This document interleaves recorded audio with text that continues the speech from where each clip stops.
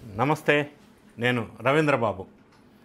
ఈ వీడియోలో ప్రపంచం మొత్తం చర్చించుకుంటున్న అమెరికా అధ్యక్షుడు ట్రంప్ తీవ్రమైన చిరకాల వాంఛ బిగ్ బ్యూటిఫుల్ బిల్ అమెరికా 2 సభలు కూడా ఆమోదించటం, అమెరికా అధ్యక్షుడు సైన్ చేయటం ట్రంప్ గారు, అది బిల్లు యాక్ట్ రూపంలోకి కూడా రావటం జరిగిపోయినాయి.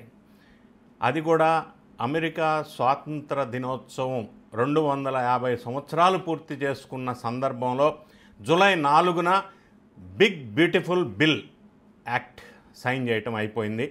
అది ఎఫెక్ట్ ఫ్రమ్ January 1, 2026 నుంచి అమల్లోకి రాబోతున్నట్టుగా వాళ్ళు తెలియజేశారు. ట్రంప్ ఎప్పటి నుంచో ఆశించి పట్టుబట్టి బిగ్ బ్యూటిఫుల్ బిల్ అనేది తీసుకొచ్చారు. సో ఈ వీడియోలో ఆ బిల్లు వల్ల మరీ ముఖ్యంగా భారతదేశానికి వచ్చిన లాభం ఎంత, నష్టం ఎంత, నంబర్ 1. నంబర్ 2, మన తెలుగు రాష్ట్రాల్లో ప్రతి ఇంటి నుంచి ఒకరు ఇద్దరు పోయి అమెరికాలో సెటిల్ అయ్యారు. అమెరికా కూడా దాదాపు ఎక్కువ మంది తెలుగువారు ఉన్నారు. మరీ ముఖ్యంగా 30% అక్కడున్న వాళ్ళల్లో తెలుగువారు ఉన్నారు. బాగా సెటిల్ అయి ఉన్న వాళ్ళు ఉన్నారు, చదువు కోసం వెళ్ళిన వారు ఉన్నారు. సో వాళ్ళ మీద ఏం ఇంపాక్ట్ పడుతుంది, వాళ్ళ వల్ల వాళ్ళ తల్లిదండ్రులకి, ఇంటి దగ్గర ఉన్న వాళ్ళకి ప్రభావం ఎంత పడుతుంది, మొత్తం మీద బిగ్ బ్యూటిఫుల్ బిల్ అనేది అమెరికా వాసులకు ఏ విధంగా ఉంటుంది, అక్కడ ఇండస్ట్రియలిస్ట్స్కి ఏ విధంగా ఉంటుంది, ఇవి టోటల్గా చూసినట్టయితే మనం దాని ప్రభావం, అడ్వాంటేజెస్, డిసడ్వాంటేజెస్ ఇవన్నిటిని కూడా ఈ వీడియోలో చర్చిద్దాం. సబ్జెక్ట్ కావాలో తెలుసుకోవాలా అనుకున్నవారు వీడియోని చివరి వరకు చూడండి. ఒకవేళ నచ్చినట్టయితే లైక్ చేయండి, మీ ఫ్రెండ్స్కి షేర్ చేయండి, మీ అభిప్రాయాలని కామెంట్ రూపంలో తెలియజేయండి. ఈ వీడియో ప్రధానంగా కేవలం బిగ్ బ్యూటిఫుల్ బిల్ విషయంలో చర్చిద్దాం, అనాలిసిస్ చేద్దాం. ఈ బిల్లు పాస్ అవటం వల్ల అమెరికా అధ్యక్షుడు ట్రంప్కి బాగా అత్యంత మిత్రుడుగా ఉన్న ఎలన్ మస్క్ ఎలక్షన్లో ట్రంప్ విజయానికి విపరీతంగా కృషి చేసి సమయాన్ని, అదేవిధంగా ధనాన్ని కూడా ఉపయోగించి అమెరికా అధ్యక్షుడు ట్రంప్ విజయానికి కారణంలో ఒకరు ఎలన్ మస్క్. అంత పరిశ్రమించి ఆయన కోసం అధికారంలోకి వచ్చిన తర్వాత ఆయన మిత్రుడికి ఎలన్ మస్క్కి డోజ్ చీఫ్ పదవి ఇచ్చారు, డిపార్ట్మెంట్ ఆఫ్ గవర్నమెంట్ ఎఫిషియన్సీ. దానికి ఒక చీఫ్ పదవి ఇచ్చిన తర్వాత ఎప్పుడైతే అమెరికా అధ్యక్షుడు బిగ్ బ్యూటిఫుల్ ప్రతిపాదన తీసుకొచ్చారో దాన్ని మొదల నుంచి తీవ్రంగా వ్యతిరేకిస్తున్న ఎలన్ మస్క్ దాన్ని ఒప్పుకునే ప్రసక్తే లేదని, ఒప్పుకుంటే నేను ఇంకొక పార్టీ పెడతానని అప్పట్లోనే విభేదించిన వ్యక్తి. ఈ బిల్లు ఆమోద ముద్ర జరగటం, ఎలన్ మస్క్ బయటికి రావటం, అనుకున్నట్టుగానే అమెరికా పార్టీగా ఒక కొత్త పార్టీని అనౌన్స్ చేయటం చక్క జరిగిపోయాయి. ఈ అమెరికన్ పార్టీ అనేది ఎలన్ మస్క్ ఎప్పుడైతే ప్రకటించారో ట్రంప్ యథావిధిగా ఆయన మీద భారీగా విరుచుకుపడ్డాడు అని చెప్పవచ్చు. ఎలన్ మస్క్ ఒక హాస్యాస్పదమైన వ్యక్తి. అతన్ని ఆఫ్రికా మళ్ళీ పంపించేస్తాను, ఇదొక పెద్ద జోకు, ఆయన పెట్టడం వల్ల పార్టీ నాకు ఫరక్ పడదు, అమెరికాలో 2 పార్టీ వ్యవస్థలు ఉంటాయి, 3వ పార్టీ ఉండదు, ఇంతవరకు లేదు. ఇది ట్రంప్ విరుచుకుపడిన ఎలన్ మస్క్ మీద కామెంట్స్. ఆయన ట్విట్టర్ వేదికగా ఈ కామెంట్స్ చేశారు. అయితే ఆ కామెంట్స్లో వాస్తవం ఎంతనే మనం ఒక్కసారి పరిశీలించినట్టయితే అమెరికా చరిత్రలో 250 సంవత్సరాల నుంచి ఇంతవరకు 2 పార్టీల సిస్టమ్, రిపబ్లికన్స్ లేదా డెమోక్రటిస్, వీళ్ళు మాత్రమే విజయం సాధిస్తూ వచ్చారు. ఇప్పటివరకు చాలా వ్యక్తులు, చాలామంది పార్టీలు ఇంకొక పార్టీ పెట్టినప్పటికి కూడా విజయాలు ఇంతవరకు సాధించలేదు. ఫర్ ఎగ్జాంపుల్ 1912 నుంచి 2020 వరకు ఒక ఎగ్జాంపుల్ డేటా మనం పరిశీలించినట్టయితే అమెరికాలో ఇండిపెండెంట్గా థర్డ్ పార్టీ పెట్టిన ఏ పార్టీకైనా 1.2% ఓట్ల శాతం నుంచి హైయెస్ట్ ఓట్ల శాతము అని అంటే ప్రోగ్రెసివ్ పార్టీ 1912లో స్థాపించిన 1912 ప్రోగ్రెసివ్ పార్టీకి మాత్రం హైయెస్ట్గా 12% ఓట్లు మాత్రమే వచ్చినాయి.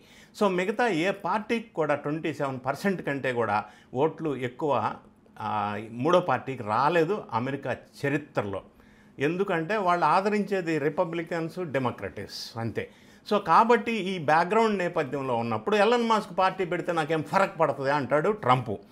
అయితే ఎలన్ మస్క్ ఏమంటాడు, నేను ఓటర్స్ అభిప్రాయం తీసుకున్నాను, 80% ఓటర్స్ నాకు ఫేవరబుల్గా ఉన్నాడు అంటాడు. నెంబర్ 1.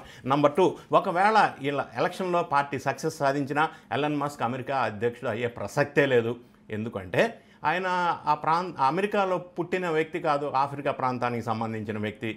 అది ఒక సంఘటన.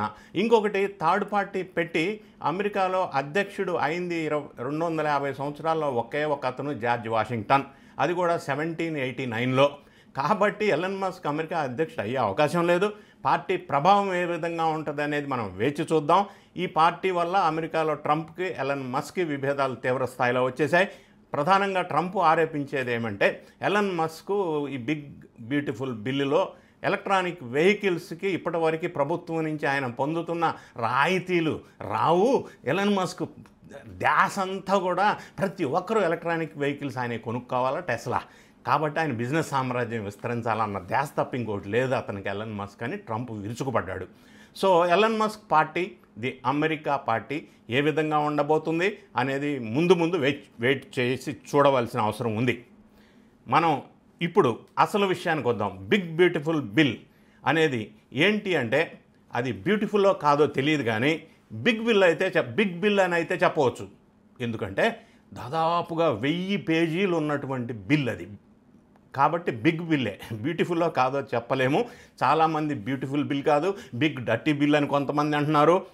If it is big, it is not beautiful అని ఎలన్ మస్క్ అంటున్నాడు. అందులో ఇబ్బందులేంటి, నష్టాలేంటి, లాభాలేంటి అనేది ఒక్కసారి ఇప్పుడు విశ్లేషణ చేద్దాం మనం. ఇది ప్రధానంగా చెప్పవలసి వస్తే, కార్పొరేట్ కంపెనీలకి రాయితీలు ఇస్తూ సామాన్యులకి ఖర్చు తగ్గింపు, ప్రభుత్వం నుంచి అందే ఖర్చు తగ్గింపు అనేది స్థూలంగా చెప్పవలసి వస్తే, ట్రంప్ గారి కోరిక ఏంటంటే అమెరికాలో ఉన్నటువంటి ఇండస్ట్రీస్కి, కార్పొరేట్ కంపెనీస్కి లాభం జరగాల. అదేవిధంగా ఆ ప్రక్రియలో మరి అక్కడ లాభం జరగాలి అన్నప్పుడు బ్యాలెన్స్ చేయటం కోసం సామాన్యులకు ఇచ్చే రాయితీలు ఖచ్చితంగా తగ్గించాలి. ఎందుకంటే ఈ రెండు బ్యాలెన్స్ చేయాల్సిన పరిస్థితి ఉంటుంది. ఏ దేశంలోనైనా అదే ఉంటుంది, ఏ రాష్ట్రంలోనైనా అదే ఉంటుంది.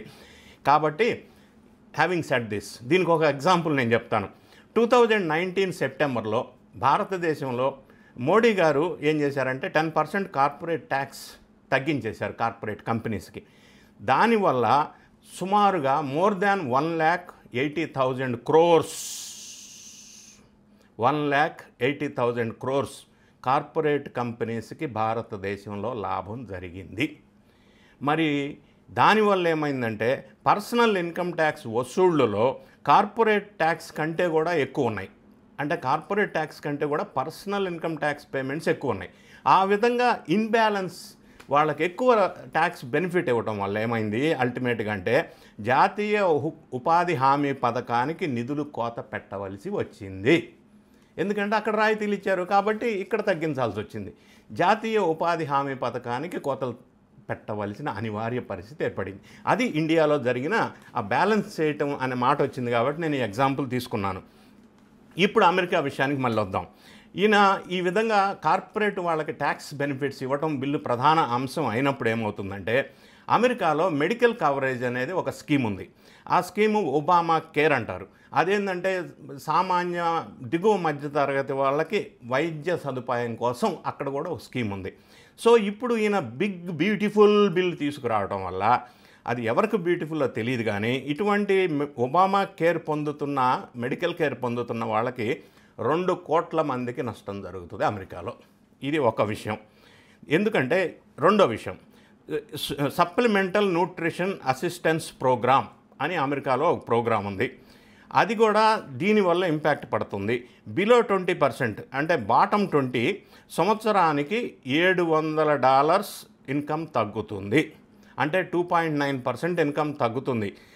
ఏది కింద స్థాయిలో ఉన్న ఎంప్లాయీస్కి, బిలో 20 వాళ్ళకి సంవత్సరానికి $700 ఇన్కమ్, అంటే 2.9% ఇన్కమ్ తగ్గుతుంది.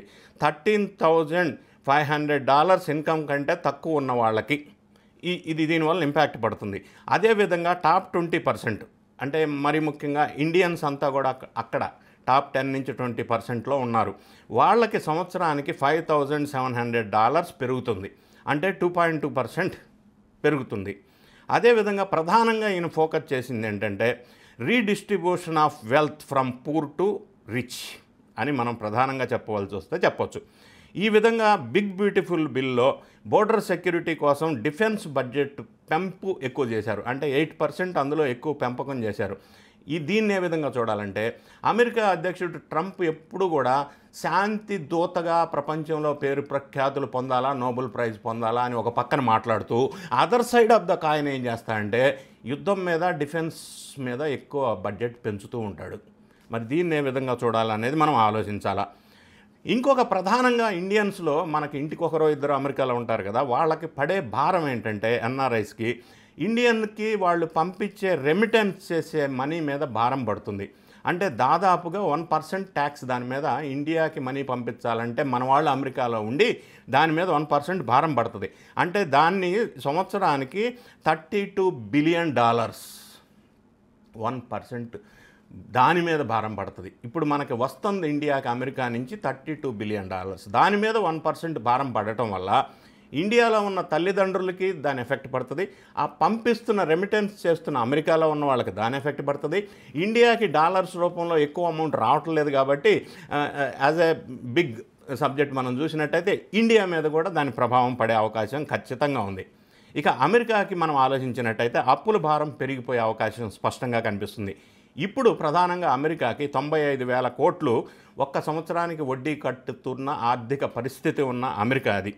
ఈ విధంగా ఇంకొక పెద్ద ఎత్తున ఆయన ఇన్వెస్ట్ చేయబోతుంది ఏంటంటే, అక్రమంగా ఇల్లీగల్ ఇమ్మిగ్రెంట్స్ ఎవరైతే ఉన్నారో వాళ్ళని తరిమేసే పనిలో ఎక్కువ ఇన్వెస్ట్మెంట్ పెట్టబోతున్నారు. అధిక ఖర్చు. అంటే ఇల్లీగల్ ఇమ్మిగ్రెంట్స్ అక్కడ ఉండడానికి వీల్లేదు, వెళ్ళిపోవాల్సిందే అని ట్రంప్ కోరిక ఏదైతే ఉందో అమెరికా ఫస్ట్, ఓకే, దాని దిశగా ఆయన అడుగులేశారు. దానివల్ల కాన్సిక్వెన్సెస్ ఇవి. ఇంకొకటి ప్రధానంగా మనం చూసినట్టయితే ఎలన్ మస్క్ ఎందుకు గరం అవుతున్నాడు అని అంటే, గ్రీన్ ఎనర్జీ ఇనిషియేటివ్స్ ఏవైతే ఉన్నాయో అవి బాగా తగ్గించేశాడు. అది అక్కడ వచ్చింది ఎలన్ మస్క్కి, ట్రంప్కి. ఈ గ్రీన్ ఎనర్జీకి ఇచ్చే ఇన్సెంటివ్స్ తగ్గిపోవడం వల్ల ఎలన్ మస్క్కి లాస్ ఎంతంటే, సపోజ్ న్యూ ఎలక్ట్రిక్ వెహికల్ కొనుక్కుంటే $7,500 ప్రభుత్వం ఇస్తూ ఉంటుంది ఆ కొన్నవాడికి, కంపెనీకి. సో ఎలన్ మస్క్ ఆ $7,500 పర్ వెహికల్, ఎలక్ట్రానిక్ వెహికల్ రాయితీ రావటం వల్ల ఆ రాయితీ అతను కస్టమర్కి పాస్ ఆన్ చేస్తాడా, ఆయన లాభంతో సరిపెట్టుకుంటాడా అనేది అది ఆయన ఇష్టం. అదేవిధంగా ఓల్డ్ కార్ ఎవడన్నా కొనుక్కుంటే దాదాపుగా ప్రభుత్వం ఇచ్చే రాయితీ $4,000 ఎలక్ట్రానిక్ ఓల్డ్ కార్ కొనుక్కుంటే. సో ఈ విధంగా చూసినప్పుడు ఎలన్ మస్క్ బాగా ఇంపాక్ట్ అవుతూ ఉంది. కార్లు కొనేవాళ్ళకు కూడా ఇంపాక్ట్ అవుతూ ఉంది. ఆ విధంగా ఎలన్ మస్క్కి పర్ క్వార్టర్ $6,000 మిలియన్ ఆయన మీద ప్రభావం పడుతుంది ఈ ఎలక్ట్రానిక్ వెహికల్ ఇన్సెంటివ్ ట్రంప్ ప్రభుత్వం తగ్గించడం వల్ల. అది ఆయనకి ప్రధానంగా వీళ్ళిద్దరి మధ్య చిచ్చుకు కారణమైంది. ఇంకా జనరల్గా వేరే విషయాలు, ఎఫెక్ట్ పడే విషయాలు ఏంటంటే, అమెరికాలో సీనియర్ సిటిజన్స్ ఉంటారు కదా, పనిచేసే వ్యక్తులు ఎవరైతే ఉంటారో ఇప్పుడు 54 సంవత్సరాల నుంచి 64 సంవత్సరాల దాకా పనిచేసుకోవచ్చు. అదొక ఉపశమనంగా మనకు చెప్పుకోవచ్చు. 1,20,00,000 మంది హెల్త్ ఇన్సూరెన్స్ కోల్పోతారు ఈ బిగ్ బ్యూటిఫుల్ బిల్ రావటం వల్ల. ఇంకొక ప్రధాన అంశం ఏంటంటే, ఈ బిల్లులో లింగ మార్పిడి సేవలని నిలిపివేశారు. అదేవిధంగా ఇంకొక ప్రధానమైన అంశం ఏంటంటే, ఓవర్ టైం శాలరీపై ఇప్పటివరకు అమెరికాలో ట్యాక్స్ ఉంది. ఇప్పుడు ఆ ట్యాక్స్ ఓవర్ టైం శాలరీపై ట్యాక్స్ లేదు. అదేవిధంగా చాలామంది తెలుగు వాళ్ళు కానీ ఇంకొకరు కానీ అమెరికాలో రెస్టారెంట్స్లోనూ, మన పెట్రోల్ బంక్స్లోనూ అక్కడ ఇక్కడ పార్ట్ టైం జాబ్ చేస్తూ ఉంటారు. దానికి వాళ్ళకి టిప్స్ వస్తూ ఉంటాయి. ఇప్పటివరకే ఆ టిప్స్ మీద ట్యాక్స్ ఉండేది. ఇప్పుడు అది కూడా టిప్స్ మీద ట్యాక్స్ ఫ్రీ చేసేశారు. అదొక సంఘటన ఈ బిల్లు వల్ల జరుగుతుంది. సీనియర్ సిటిజన్స్కి ఇంతకుముందు ట్యాక్స్ ఉండేటిది. ఇప్పుడు సీనియర్ సిటిజన్స్కి అమెరికాలో ట్యాక్స్ లేదు, నో ట్యాక్స్. దీనివల్ల సీనియర్ సిటిజన్స్ ఎవరైతే పని చేస్తూ ఉన్నారో వాళ్ళకి $6,000 సంవత్సరానికి సేవ్ అయ్యే అవకాశం స్పష్టంగా బిగ్ బ్యూటిఫుల్ బిల్ కనిపిస్తుంది. కాబట్టి వీళ్ళకి బ్యూటిఫుల్గానే మనం చెప్పవచ్చు ఈ బిగ్ బిల్ని. అదేవిధంగా స్టూడెంట్స్, అమెరికాలో స్టూడెంట్స్ ఎవరైనా అమెరికా వాళ్ళు లోన్లు తీసుకొని ఉంటే వాళ్ళకి ఇంట్రెస్ట్ రేట్ అనేది ఇప్పుడు కొద్దిగా భారం అయ్యే అవకాశం ఉంది. ఇంకొక అంశం ఏంటంటే, అమెరికా సిస్టంలో స్టూడెంట్స్ లోన్ తీసుకొని ఒకవేళ రీపేమెంట్ చేయలేక కొంతమంది దిగువ తరగతి వాళ్ళు ఉండి ఉంటే గవర్నమెంట్ రీపేమెంట్ చేస్తూ ఉండేది. దీనివల్ల $1.5 ట్రిలియన్ సేవ్ అయ్యేది. ఈ ఎక్కువ ఇంట్రెస్ట్ కూడా ఇప్పుడు భారం పడే అవకాశం వీళ్ళ మీద అమెరికన్ స్టూడెంట్స్ మీద ఉంది. ఈ విధంగా ఎన్ఆర్ఐలకి ఏమవుతుందంటే నో ట్యాక్స్ రిఫండ్, ఓన్లీ అమెరికన్స్కి మాత్రమే నో ట్యాక్స్ రిఫండ్ పెట్టారు, ఎన్ఆర్ఐలకు కాదు. తర్వాత ఇంకొకటి ప్రధానంగా మనం ఆలోచించినట్టయితే భారతదేశానికి లేదా మన తెలుగు రాష్ట్రాలకు సంబంధించిన వాళ్ళకి ఎఫెక్ట్ పడే అంశాల్లో H1B కనిష్ట వేతనం ఇప్పుడు $65,000 ఉండింది. ఇక నుంచి అది $1,30,000. H1B కనిష్ట వేతనాన్ని పెంచారు, అంటే 3.5 lakhs అక్కడ ఉన్నారు దీని మీద ఎఫెక్ట్ పడేవాళ్ళు. తర్వాత గ్రీన్ కార్డు కోటా ఇప్పటివరకు 80 సంవత్సరాలు ఉండే, ఇప్పుడు అది 195 years వరకు వెయిటింగ్ పీరియడ్ వెళ్ళే అవకాశం ఉంది. అది మన ఇక్కడి నుంచి వెళ్ళిన వాళ్ళు సుమారుగా 11 లక్షల మంది మీద ప్రభావం పడే అవకాశం ఉంది. మన స్టూడెంట్స్ చాలామంది ఈ వీడియో చూస్తున్న స్టూడెంట్స్ ఉంటే వాళ్ళకి అర్థమవుద్ది, ఓపీటీ మీద ఎక్కువగా అమెరికాలో ఉన్నవాళ్ళు ఉన్నారు. ఓపీటీ అంటే ఆప్షనల్ ప్రాక్టికల్ ట్రైనింగ్. ఎంఎస్ పూర్తి చేసిన తర్వాత అక్కడ ఓపీటీలో కొంతమంది ఉంటూ ఉంటారు. ఆ ఓపీటీ పీరియడ్ ఇప్పటివరకు 3 years ఉంది, ఇక నుంచి 1.5 years మాత్రమే ఆప్షనల్ ప్రాక్టికల్ ట్రైనింగ్ పీరియడ్లో ఎంఎస్ అయిన తర్వాత. దానివల్ల మన వాళ్ళకి 1.2 lakhs మందికి ఇంపాక్ట్ అవ్వబోతుంది. ఇది ప్రధానంగా మనం గమనించవలసిన బిగ్ బ్యూటిఫుల్ బిల్లులో. అయితే ఇన్ని మంచి చెడులు ఉన్నాయని అంటావా, లేకపోతే ఇంతమందికి ఇంపాక్ట్ పడుతుందంటావా, లేకపోతే కార్పొరేట్ రంగానికి లాభం జరుగుతుంది, కింద స్థాయి వాళ్ళకి నష్టం జరుగుతుంది, ఈ బ్యాలెన్స్ చేయటం వల్ల చాలామంది నష్టపోయే అవకాశం ఉంది, ఇది భారతదేశానికి కానీ ఇక్కడ నుంచి వెళ్ళిన వాళ్ళకి కానీ అనేది స్పష్టంగా మనకు అనిపిస్తూ ఉంది. అయినప్పటికీ ఈ బిల్లు తీసుకురావటంలో అసలు ఉద్దేశం ఏంటి? ఇన్ని ఉన్నాయి కదా ఇందులో. మరి బిగ్ బ్యూటిఫుల్ బిల్లు అమెరికా అధ్యక్షుడు ట్రంప్ గారు ఎందుకు దీన్ని పట్టుబట్టి తీసుకొచ్చారు అని వాళ్ళ యాంగిల్లో వాళ్ళ ఎయిమ్స్ ఏంటంటే ఈ బిల్లు తీసుకురావటంలో స్ట్రెంథనింగ్ డొమెస్టిక్ ఇండస్ట్రీ అంటున్నారు ఆయన. అంటే అమెరికాలో ఉన్న స్థానిక పరిశ్రమల్ని బలోపేతం చేయాలా ప్రధాన లక్ష్యం పెట్టుకున్నారు అమెరికా అధ్యక్షులు ట్రంప్. కాబట్టి ఈ బిల్లు తీసుకురావాల్సి వచ్చిందని వాళ్ళు చెప్పబడుతున్నారు. రెండోది ఏంటంటే రీస్ట్రక్చరింగ్ ఇమ్మిగ్రేషన్ పాలసీస్ అంటే వలస విధానాల్లో మంచి మార్పులు తీసుకురావాలని వాళ్ళ ఇంటెన్షన్గా చెప్పబడుతూ ఉంది. ఇంకొక థర్డ్ పాయింట్ ఏంటంటే ప్రమోటింగ్ అమెరికన్ మ్యానుఫ్యాక్చరింగ్. ఎందుకంటే ట్రంప్ గారికి అమెరికా ఫస్ట్, కాబట్టి ప్రమోటింగ్ అమెరికన్ మ్యానుఫ్యాక్చరింగ్ అనేది ప్రధాన ఉద్దేశంగా కనిపిస్తూ ఉంది. ఇంకొక నెక్స్ట్ పాయింట్ ఏంటంటే 4వ పాయింట్ వీళ్ళు తీసుకొచ్చిన దానికి ఉద్దేశం reducing foreign work force dependency. అంటే ఇతర దేశస్తుల ఉద్యోగస్తుల మీద ఆధారపడి ఉండకూడదు అమెరికా, అది రెడ్యూస్ చేయాలన్నమాట. ఫారెన్ వర్క్ ఫోర్స్ డిపెండెన్సీ మీద రెడ్యూస్ చేయాలని ప్రధానం. ఇంకొక అంశం ఏంటంటే protecting US data and digital infrastructure, అంటే డేటా సెక్యూరిటీ, టెక్ జాబులపై నియంత్రణ. ఇటువంటి ప్రధానమైన ఆయన ఎయిమ్స్ తోటి బిగ్ బ్యూటిఫుల్ బిల్ అనేది ట్రంప్ గారు తీసుకురావటం జరిగింది. సో ఇందులో ఉన్న నష్టాలు లాభాలు ఇండియాకి, పిల్లలకి, తెలుగు వాళ్ళకి, అక్కడున్న వాళ్ళకి మొత్తం మీద డీటెయిల్స్ ఇవి. అయితే నా ఒపీనియన్ ప్రకారం మరి ఇంత పెద్ద ఇంపాక్ట్ఫుల్గా చెప్పబడుతున్న బిగ్ బ్యూటిఫుల్ బిల్లులో మరి ఏంటి, వాట్ నెక్స్ట్, ఏం చేయాలి భారతదేశం కానీ మనం కానీ, మన ముందున్న పరిష్కారాలు ఏంటి, what are the solutions before us? ఈ బిగ్ బ్యూటిఫుల్ ఇంపాక్ట్ నుంచి మనం ఎదుర్కోవాలంటే మనకున్న సొల్యూషన్స్ నా అభిప్రాయం ప్రకారం ఏంటంటే ఇండియా అంటే ప్రధానమంత్రి నరేంద్ర మోడీ గారి నేతృత్వంలో యుఎస్ తోటి బైలాటరల్ టాక్స్ నిర్వహించవలసిన అవసరం ఉంది. ఎందుకంటే మోడీ గారు ట్రంప్ గారికి ప్రధాన మిత్రుడు కాబట్టి H1B కోటా మీద ఫ్లెక్సిబిలిటీ అనే అంశం మీద మాట్లాడవలసిన అవసరం ఉంది, నంబర్ 1. నంబర్ 2, రెమిటెన్స్ ట్యాక్స్ ఏదైతే ఉందో అక్కడ మన పిల్లలు ఇండియాకి డబ్బు రెమిటెన్స్ చేస్తూ పంపిస్తున్నారో దాని మీద 1% ట్యాక్స్ బిగ్ బ్యూటిఫుల్ బిల్లులు ఏదైతే పెట్టారో అది ఎత్తివేసే దిశగా ఇండియన్ గవర్నమెంట్ లేదా మోడీ గారి నేతృత్వంలో అమెరికాతో చర్చలు జరపవలసిన అవసరం ఉంది. 3వది, రిజర్వ్ బ్రెయిన్ గెయిన్ హైక్ అనమాట. అంటే ఏంటంటే మన వాళ్ళందరినీ ఇక్కడే భారతదేశంలో ఉంచి స్కిల్ ఇండియాని డెవలప్ చేసి స్టార్టప్ ఇండియాని డెవలప్ చేసి అంటే మన దగ్గర నుంచి వెళ్ళిన స్కిల్ బ్రెయిన్ని మళ్ళీ బ్యాక్ తీసుకొని ఇండియాలో వాళ్ళని ఉపయోగించుకొని ఇండియా స్వయం సమృద్ధి సాధించే దిశగా మన టీ హబ్ తెలంగాణ విషయానికి వస్తే, ఆ విధంగా క్వాంటమ్ వ్యాలీ అమరావతి ఆంధ్రప్రదేశ్ విషయానికి వస్తే, సో అక్కడకున్న బ్రెయిన్స్ అందరినీ మనం వెనక్కి తీసుకోగలిగి ఇండియా స్వయం సమృద్ధి సాధించే దిశగా ఏ విధంగా యూటిలైజ్ చేసుకోవాలా అనే విషయాన్ని ఆలోచన చేసుకోవాల్సిన అవసరం ఉంది. ఇక నా 4వ సజెషన్ ఏంటంటే, మనం ఎంకరేజ్ చేయాలా, ఎందుకురా బై ఓన్లీ యూఎస్ ఎందుకు, ఇంకా వేరియస్ ఆప్షన్స్ ఉన్నాయి కదా, ఆ ఆప్షన్స్ ఏమున్నాయో మనం ఒక్కసారి ఎందుకు ఆలోచించకూడదు? ప్రతి ఒక్కరు అసలు అందరూ యూఎస్ బాటే ఎందుకు పట్టాలా? ఇంకొక ఆల్టర్నేటివ్ డెస్టినేషన్స్ ఉన్నాయా? ఉంటే ఏది బెస్ట్గా ఉంది, దాన్ని ఎందుకు ప్రోత్సహించకూడదు అన్న ఆలోచన ప్రతి ఒక్కరూ చేసుకోవాల్సిన అవసరం ఉంది. ఈ విధంగా బిగ్ బ్యూటిఫుల్ బిల్లుగా చెప్పబడుతున్న ఈ బిల్లును ఎదుర్కోవడం కోసం మనం ఈ అంశాలని పరిగణలోకి తీసుకొని ముందుకెళ్లాల్సిన అవసరం ఉంది అనేది నా అభిప్రాయం. మీ అభిప్రాయం ఏదుందో, ఇంకా ఏమైనా డిఫరెంట్ అభిప్రాయం ఉంటే మీ కామెంట్ రూపంలో తెలియజేస్తే నేను కూడా దాన్ని యూటిలైజ్ చేసుకుంటాను, నాలెడ్జ్ ఇంప్రూవ్ చేసుకుంటాను. మీ కామెంట్ని తెలియజేయండి. ఈ వీడియో మీకు నచ్చినట్టయితే షేర్ చేయండి. ఈ వీడియో చూసిన వాళ్ళంతా మిత్రులు యూఎస్లో ఎవరో ఉండి ఉంటారు, వాళ్ళకు కూడా షేర్ చేయండి, వాళ్ళ అభిప్రాయాన్ని కూడా తీసుకోండి. అదేవిధంగా ఈ ఛానల్ని సబ్స్క్రైబ్ చేసుకోండి. Thank you so much for watching.